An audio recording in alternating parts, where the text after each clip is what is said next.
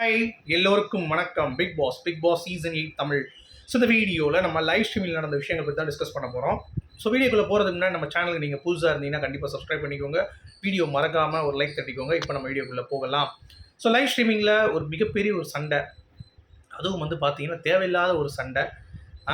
தர்ஷிகா வந்து ஒரு ப்ளே பண்ணியிருக்காங்க. லைக் விஷால் அப்புறம் தர்ஷிகா அப்படின்ற மாதிரி போட்டு வச்சுட்டாங்க. இது வந்து பிரின்சிபல் பார்த்துட்டு நம்ம வர்ஷினி வெளியே வந்து கேட்குறாங்க, யாருப்பா அப்படின்னு சொல்லிட்டு மஞ்சரி, அருண் பிரசாத் எல்லாம் வந்து வெளியே வந்து கேட்குறாங்க.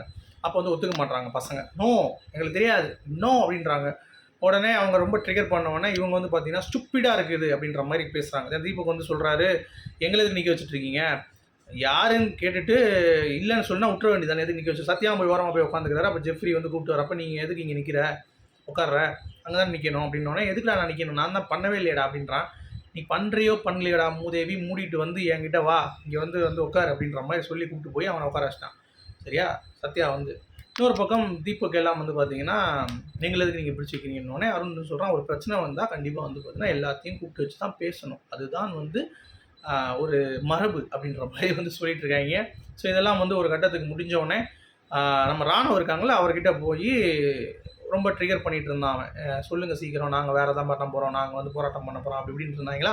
உடனே அப்படின்ட்டா வர்ஷினி. உடனே அதை பிடிச்சிட்டாங்க. ஐயோ அப்படின்ற மாதிரி, தமிழரசி தாக்கப்பட்டாரா அப்படின்ற மாதிரி ஃபுல்லாக சுற்றிட்டு டென்ஷன் ஆகிட்டு முத்துக்குமரன்ட்ட சொல்லி முத்துக்குமரன்லாம் வந்து ஒரு பிளான் பண்ணுறாங்க. நீல் டவுன் பண்ணிடுறாங்க, முட்டி போட்டுடுறாங்க. முட்டி போட்டு உட்காந்துட்டு இருக்காங்க. எங்களுக்கு நீதி வேணுன்றாங்க. மஞ்சரி வராங்க. மஞ்சரி வந்து எனக்கும் என்னடா அப்படி பண்ணுறீங்கன்னா, கோமாளித்தனம் பண்ணிட்டு இருக்கீங்கன்னொடனே, இல்லைடா எனக்கு வார்த்தைகள் வந்து நாங்கள் தான் உங்களை வந்து டிபெண்ட் பண்ணுறோம், நீங்கள் எங்களை வந்து திட்டினீங்கன்னா எப்படி, ஸ்டூப்பிட்னு சொல்லியிருக்கீங்க. அது மட்டும் இல்லாமல் ராணுவம் வந்து பார்த்தீங்கன்னா இப்படி சொல்லியிருக்காங்க ஆக்ஷன்ஸில்.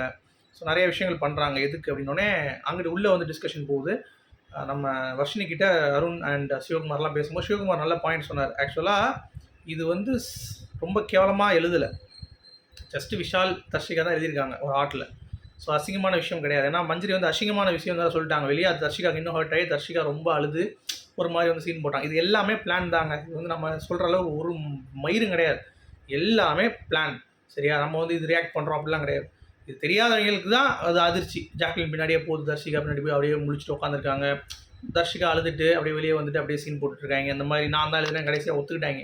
ஒத்துக்கிட்டோன்னே இவங்களாம் நீல் டவுன் போட்டிருந்தாங்கல்ல, நீல் டவுன் போட்டவங்க ஏஞ்சி நிற்கிறாங்க. உடனே வர்ஷினி வந்து மன்னிப்பு கேட்குறாங்க ராணுவ கிட்ட, நான் இந்த மாதிரி கொடுங்கன்னு சொன்னது தப்பு. ஏன்னா உள்ள சிவகுமாரும் அருண் பிரசாதும் வந்து பார்த்தீங்க அப்படின்னா பயங்கரமான ஒரு பாயிண்ட் ஆஃப் வியூவில் வந்து சொல்கிறாங்க. அதாவது நீங்கள் வந்து என்னென்ன ஆட் பண்ணுறான் வேல்யூவில், நீங்கள் பண்ணது தப்பு அப்படின்றத உணர வைக்கிறாங்க. அவங்களும் வந்து உணர்ந்துறாங்க. சரி ஓகே அப்படின்ட்டுனா இது ஒரு பெரிய விஷயம் கிடையாது, அது யாருன்னு தெரிஞ்சால் தான் சாரி கேட்பேன்றாங்க. அப்புறம் நான் சரி பரவாயில்ல, நான் சாரி கேட்க வரேன்னு சொல்லிட்டு வர்ஷினி கன்வின்ஸ் பண்ணிட்டு வராங்க வெளியே. சாரி கேட்க வரும் பொழுது தான் இவங்கெல்லாம் எந்திரிச்சு நிற்கும் பொழுது தர்ஷிகா ஒத்துக்கிறாங்க, நீங்கள் நான் தான் அப்படின்ட்டு. ஒன்று தர்ஷிகா கூப்பிட்டு போய் தனியாக உட்காந்து என்கொயரி போயிட்டுருக்கு, விசாலை கூப்பிட்டு போய் என்ன பண்ணுறீங்கன்னு போயிட்டுருக்கு.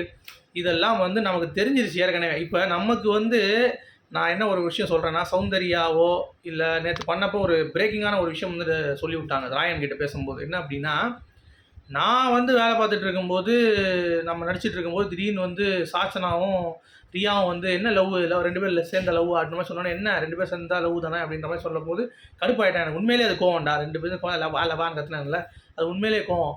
அதே முத்துக்குமரன் மேலே ஏன் வன்மத்தை கேட்குறேன் அப்படின்னா, அவன் வந்து எல்லாம் கரெக்ட் நினச்சிட்டு இருக்கான்டா மாமா, அதனால் கரெக்ட் சொல்லணும்டா அப்படின்னு சொல்லி ராயன்கிட்ட சொல்ல, ராயன் வந்து அவன் ரிவ்யூவரில் வெளியே நிறைய ஷோஸ் வந்து பார்த்துட்டு வந்திருக்கான், நிறைய ஞாபகம் இருக்கும் அப்படின்ற மாதிரி சொல்கிறான்.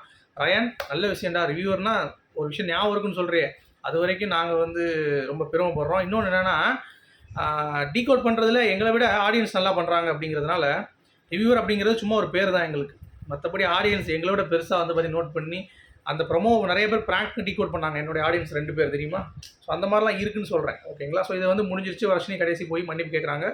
தர்ஷிகா வந்து பார்த்தீங்கன்னா ஓகே சொல்கிறாங்க. ஸோ இது அவ்வளோதான், முடிஞ்சிருச்சு.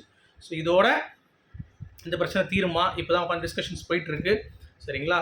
யார் எழுதுனாங்கிறத தர்ஷிகா ஒத்துக்கிட்டாங்க. இனிமேல் தான் அடுத்தடுத்து கண்டென்ட் வரும்னு நினைக்கிறேன். இனிமேல் என்ன கண்டென்ட் இருக்குது, ஜாக்லின் நழுவுற கண்டென்ட், அவ்வளோதானே, மற்றபடி வேறு எதுவும் இல்லை. So very very boring season, not interested to review. But இது ஏன் திருப்பி சொல்கிறேன்னு கேட்குறீங்களா, ரொம்ப கஷ்டமாக இருக்குங்க பண்ணுறதுக்கு. தேங்க்யூ.